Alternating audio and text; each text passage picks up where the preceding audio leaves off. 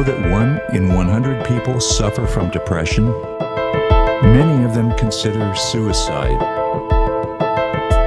14 in 100 people are crippled with anxiety or fear.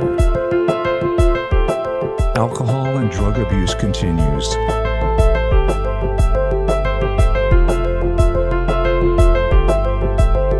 Divorce and domestic abuse continues, with the children paying the greatest cost.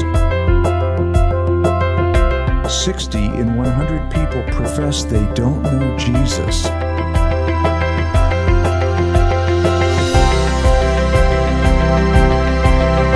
For these reasons and more, Pamela Christian brings you Faith to Live By to explore life issues from the Christian perspective to help you gain the victory to live the abundant life available through faith in Jesus Christ. Hi, I'm Pam Christian, your host on Faith to Live By. This is a program where we seek to discuss life issues that are common to most people from the Christian perspective. If you've not experienced the topic before, chances are you know someone who has. Our goal is to help people avoid or successfully maneuver through life's issues, troubling matters really, and to help the church better minister to those in need.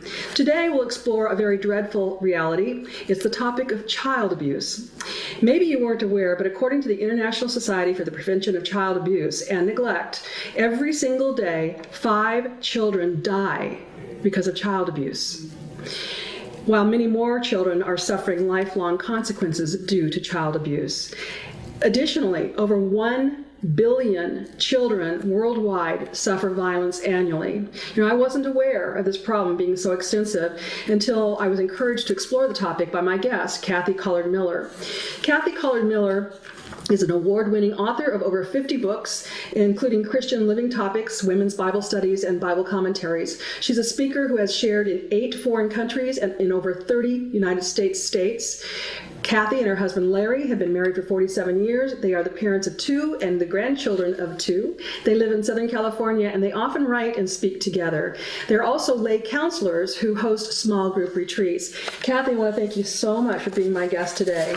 I'm just so thrilled to be here, Pam, and thank you so much for your bravery and being willing to really touch on the really tough topics. Thank you. That's really my heart to do so, I appreciate you because I certainly know your story, and I'm grateful that you are willing to be a courageous woman yourself and to help increase awareness about child abuse. It's truly a grievous reality, and the innocent children need to be protected from those who abuse them. But what is particularly unique to your interest in the subject, Kathy, is that you address child abuse from the abuser's perspective. In fact, your book, No More Anger, Hope for an Out-of-Control Mom, which I have read, has even provided, and I've provided an endorsement for, right? Thank you. Is actually necessary read for people. And it was a difficult book for me to read because I know you, and I could really imagine, the theater of the mind. I could really imagine the events that you shared. Talk a little bit to my guest, my audience, about your book. 40 years ago, I could not believe the reactions I was having. I was the mother of a 2-year-old toddler who was very strong-willed, and she had her own mind about everything. We had a son, a newborn son, and my husband and I had been married 7 years, and I had been a Christian for 10 years. And Pam, as you know from my story, my abuse became so bad that at one point I thought I was going to kill my daughter in one of my rages. Yes. And I absolutely could not believe that God wasn't answering my prayer, which constantly was, God, give me an instantaneous deliverance of my anger. But he had a different plan. Yes, he did. And the plan is even unfolding as we speak because we are helping others around the world learn about the importance of child abuse and that there is an escape, there is a way out. When we read stories about parents who are abusing their children, it's really difficult to fathom. Parents are supposed to protect their children. They're supposed to be the most safe environment for their children. And I recently read an article revealing that a 21-year-old man was accused of beating his 2-month-old baby girl, breaking more than 20 bones in her body. The report indicated that this baby had injuries to her face, her head, and she was bleeding on her brain. I learned that the baby was treated and then released to a family member, and there was no mention of the baby's prognosis. The abuse children suffer is not limited to the act of abuse, but often it extends to lifelong consequences. So I don't know if this precious little baby girl is going to have any additional problems as a result of her abuse. But reading your book, I know that you are a loving mother. You did not want to have these issues with your daughter. Could you help our viewers understand what goes on in the mind of a person just before they actually act out with an abusive behavior? Well, like you say, I did not plan on being an abusive mom. In fact, all my life I had only wanted to be a loving mom, in fact, a perfect mom. But I think circumstances and old lies from the past really contributed to mine. And I truly believe that any child abuser, at least the majority of them, do not want to be like this. But circumstances and life are so overwhelming, and they have never learned to deal with anger, and that was true with me. Kathy, what's been the primary challenge in your life?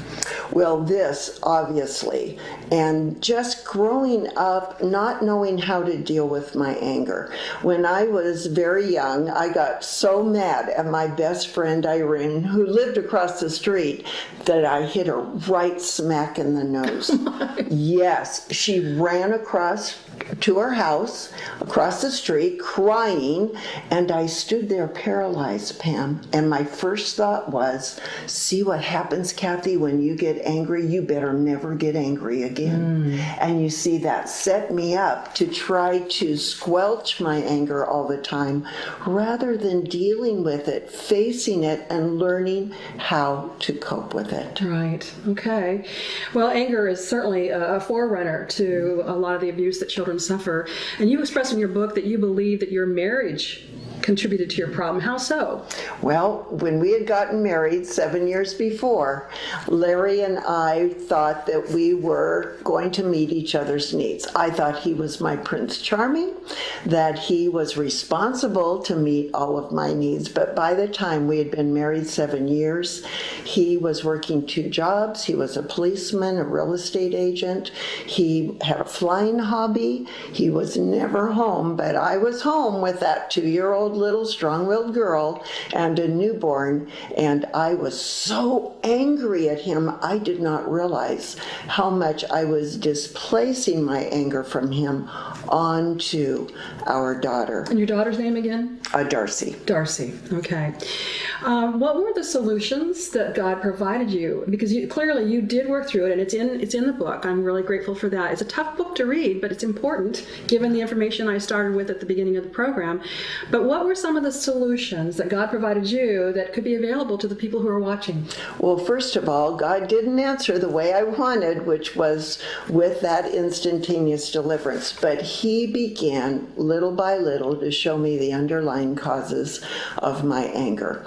Now, interestingly, one of the important things was that I taught a neighborhood women's Bible study. No one knew that there was this problem in my life. And so one of the very first things was that I was able to share with them, and they began to pray for me and help me, hold me accountable. And then little by little, the Lord led me to read books, and then finally to believe that I could ask my husband to forgive me for the way that I had really displaced my anger onto our daughter, and God began the healing process. Share a couple of the stories that you have included in your book about the kind of situations you would have, which are fairly normal for a mother with a child, but the progression, what would happen, an example, what would happen and what would be your response, what would be Darcy's response. Give us more of an imagery of what would have been an incident in your life when Darcy was young. There's one, Pam, that really stands out. I was really looking forward to the kids going down for their naps because I was exhausted. Our son was nursing. I was awake all night. that kind of thing. So I thought, I'll get Mark down for his nap, and then I'll have some time for myself, and I'll get Darcy down for her nap. Well, I had just nursed Mark to sleep, put him in the crib very gently, and all of a sudden, Darcy burst into the room screaming, "Mommy, Mommy, I want to color with my new crayons." Mark woke up screaming. I was so mad. My time to myself was going to be gone. I literally turned around. I grabbed her by her shoulders. I just shook her as hard as I could. I pushed her on the ground, ran down the hallway, trying to pull the hair out of my scalp, made my way into the kitchen, Pam, and kicked a kitchen cupboard, making a dent in it.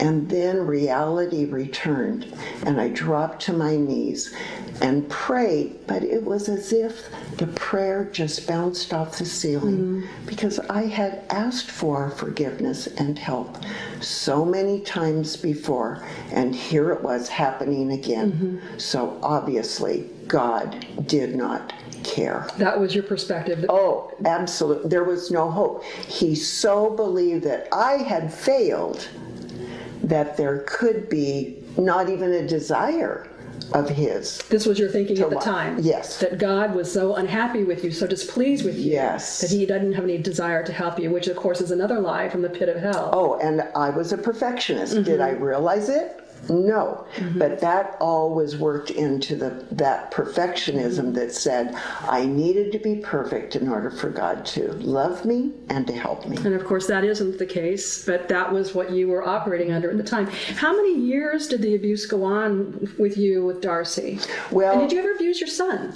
No. He That's was so interesting. I know it. He was the perfect baby. Never cried, was just so content. And even today, at 41 years old, he's very low key, easy to please. So it was over a span of about a year, but certainly at what point do you cross the line where it's abuse? I was yelling, I was screaming, I was accusing, I was angry at my husband, blaming him. So of course he was gone all the time to avoid my displeasure. Well, Kathy, I remember one time, if I'm not mistaken, and that you shared in the book that you were concerned that you had injured Darcy's shoulder. Yes, what happened was, I don't remember exactly why, that I actually got so angry, but I grabbed Darcy by the shoulders, and then before I knew it, my hands went around her throat, and I just squeezed as hard as I could. And Pam, the most horrible thing is that in that moment, I can remember distinctly, it was as if I came out of my body and I looked down at this hysterical woman strangling this little girl, and as a result, I wondered if it would hurt her shoulder. And as it turned out, it didn't, but I was concerned about that. Well, again, I admire you for being as open and honest as you are today, and in your book as well. I'm pleased to report that Darcy and Kathy have a wonderful mother-daughter relationship, and I'd like you to, at this point, kind of guide the audience through a brief explanation of how you started to have the repentance and the reversal and have the healing take place. One of the primary ways was when I was just doing housework. Larry was off on another flying trip, and the Lord spoke to my heart, just an impression, and he seemed like he said, "Kathy, I want you to tell Larry that you love him." I didn't love him, Pam. I hated his guts. I had prayed that his plane would crash. No way. Yep. Oh, wow. Because I figured it would be better to be without him than to be in such misery of desiring him to give me attention. And so in that moment I said, "No, will not." He said it again. God's persistent. And I again said no, because I thought he would use it against me. He would think I was approving of what he was doing. doing wrong. You mean you thought that if you told your husband that you loved him, that it would be approving? As if, oh, she loves me. So I was trying to control him with my hate. A third time, we know God is very persistent. He's also sneaky, Pam, because the next message he said to me was, God said to me, then think it the next time that you see Larry. And I thought, well, think it. He wouldn't hear me. He couldn't use it against me. So then I said that I would.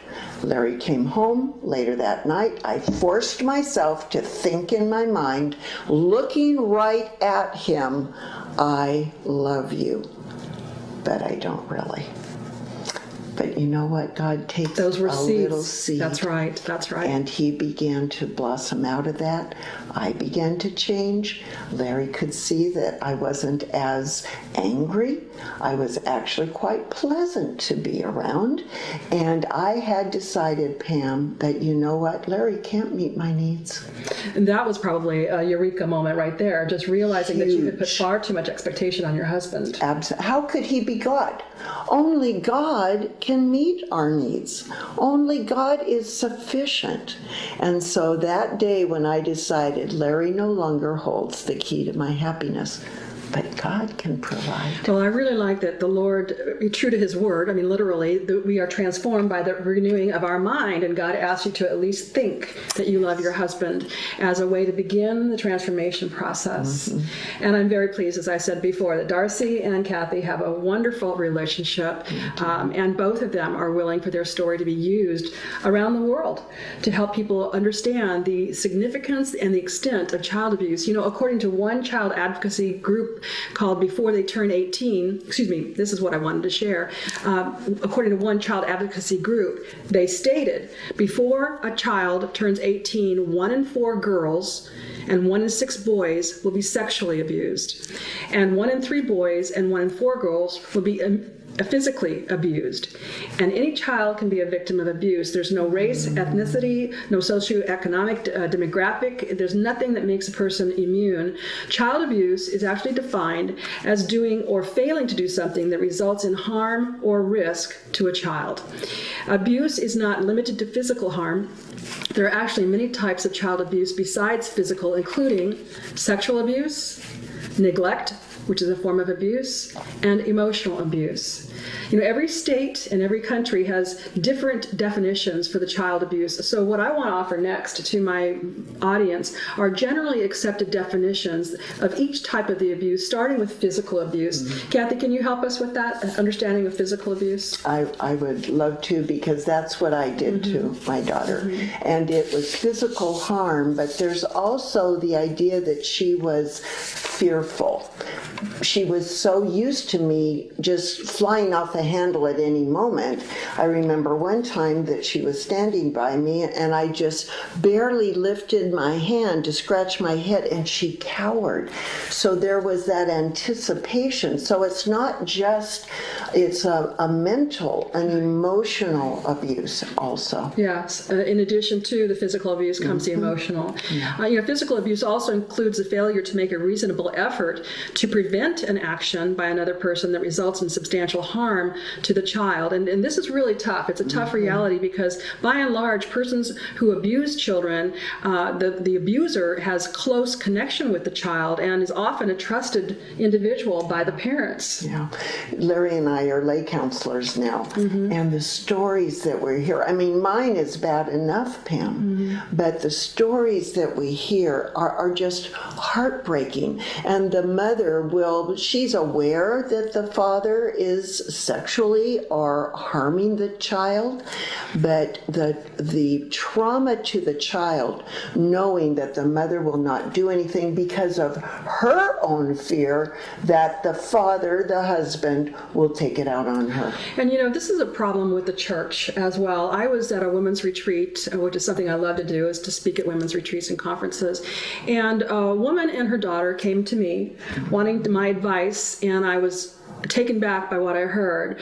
But basically, they were telling me that the father had taken up sexually with the other daughter, and the mother went to the church to ask the church for help. And the church insisted that she remain married to her husband rather than the church addressing the real wrong. Horrendous. So again, I'm hopeful that my programs not only help you, my viewers, but it helps equip us and equips the church to be aware of the extent of some of the problems in our cultures and to be more equipped to be able to minister. Sexual abuse is a conduct that's very harmful to a child, physically, mentally, emotionally, in all sorts of ways, and certainly has long-term consequences in the years to come. The type of problems, the welfare for the child is what we really need to be making sure that we're preventing. What I want also to explain is that when a perpetrator acts in decency with a child, whether it's sexual assault, whether it's aggravated sexual assault, a failure to make a reasonable effort to prevent a sexual assault, which is the case of this mother, she didn't do that, whether it's compelling or encouraging a child to engage in sexual conduct and causing, permitting, encouraging, or engaging in or allowing the photography or filming depicting a child. These things are all forms of sexual abuse. And if the child knew that she would have had his or her image broadcast, these types of things are just not, they're illegal in most countries. Yeah. What do you have to say to all this, Kathy? It breaks my heart. And interestingly, Pam, when I was 8 years old, I was molested by a boy in our neighborhood. Mm-hmm. I never told anyone because I was so ashamed, and I blamed myself even though there was nothing I could have done. Mm-hmm. And I believe that looking back, that contributed to my own problem. Well, that's something else I've learned in my research, is that a person who abuses was generally abused in some way themselves when they were younger. Neglect is another form of child abuse. Neglect means leaving a child in a situation where the child would be exposed to a substantial risk of physical or mental harm and failing to arrange necessary safeguards for the child. And last on the list of abuses is emotional abuse, and this is defined as a reasonable definition of this is inflicting mental or emotional injury to a child and or causing or permitting the child to be in a situation in which the child sustains a mental or emotional injury that results in an observable and material impairment of the child's growth, development, and psychological functioning. There's just so much to child abuse and such long-term suffering. Kathy, you and your husband Larry and your daughter, as I've mentioned, have worked hard to find God's healing for your family. How has God continued to work in your lives? I know you have your counseling, but show us, to help us understand a little bit more about what God has actually done. Well, it amazes me, Pam, because I thought not only was there no hope, but there's no way that he could use me, a person who had done such horrible things. But over time, I began to share, and are people, women, who have come up after I've shared my story and said, oh, thank you. I've never told anybody that I am doing the same thing. And God just continues to use it. Yes. And that takes us right back to Romans 8:28. I mean, even the most horrific things in God's hands can be, over time, a matter of producing good and to His glory. Well, Faith to Live By is a ministry, Pamela Christian Ministries, and we welcome hearing from you through our Facebook page at Faith to Live By TV. That's Faith to Live By TV on Facebook. And that's where you can learn about the upcoming topics and interact with us.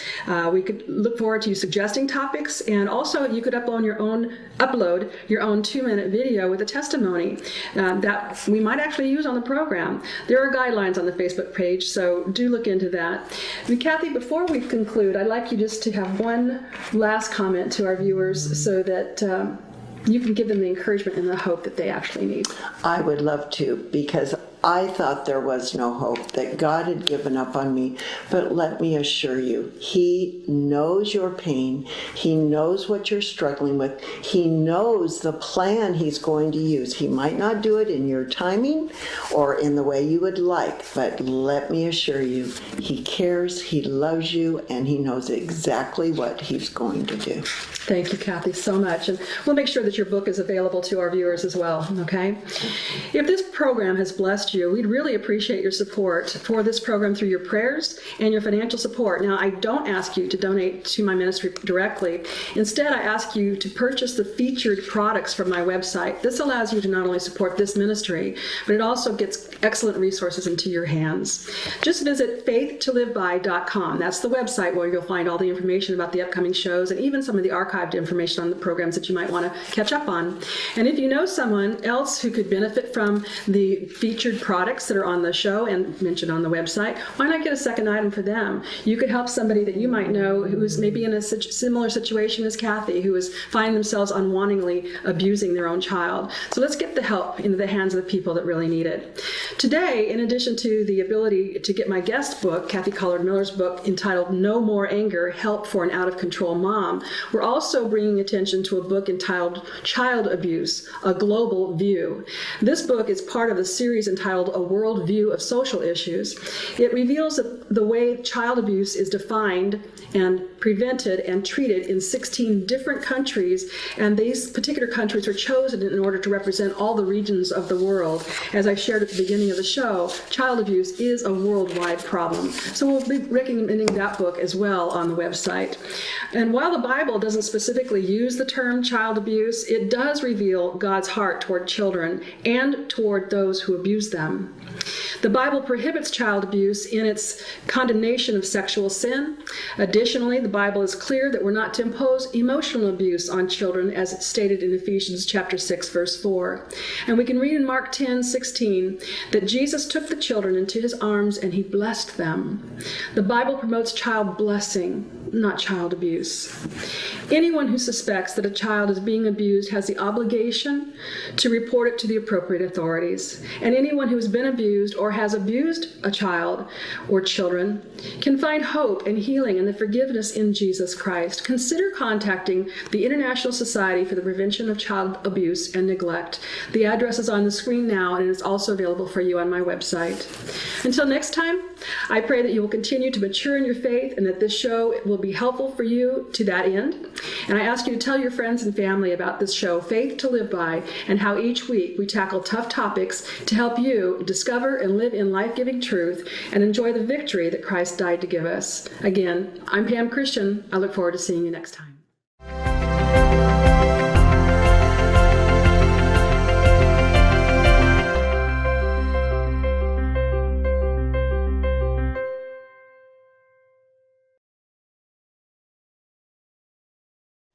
The preceding program was brought to you by the Holy Spirit Broadcasting Network, HSBN Television.